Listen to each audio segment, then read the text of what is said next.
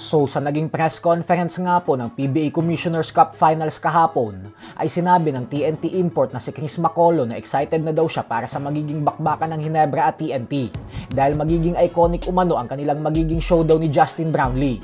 Pinangako din ni Macaulay na magiging legendary daw ito at ang final sa pagitan ng Ginebra at TNT ay tiyak na magiging isa sa mga legendary final sa buong kasaysayan ng PBA.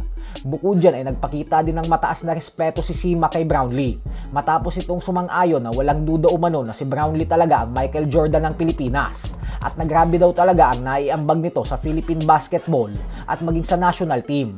Patungkol naman sa Ginebra ay sinabi ni Simak na pamilyar na daw siya sa kupunan na ito at sa mga diehard fans nito.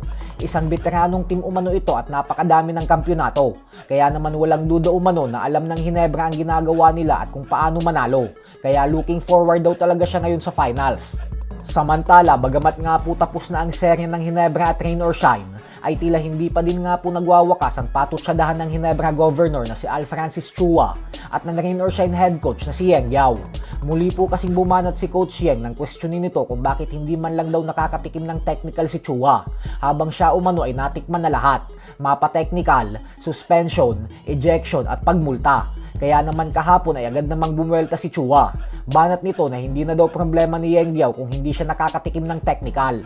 Lagi na lang daw itong nagkukumpara. E paano na lang daw kung ikumpara na si Yeng Yao kay Tim Cone? Sobrang layo umano ng dalawa sa pag-uugali at sa kung paano mag-coach. Dagdag pa ni Chua na sinasabi pa umano ni Coach Yeng na maliit lang ang budget ng Rain or Shine at sila naman umano ay malaki ang budget. Pero hindi na daw nila kasalanan kung malaki ang budget nila at maliit lang ang budget ng Rain or Shine. Hindi na umano kailangan ni Yeng Yao na iparinig pa sa mga tao ang mga ito na parang nagpapaawa.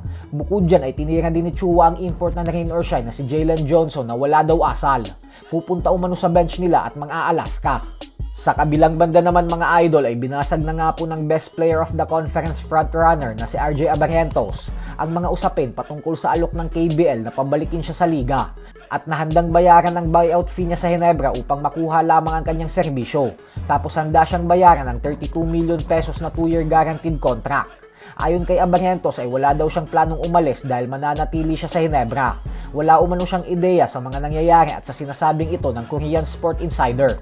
So hanggang dito na lang po muna tayo mga idol.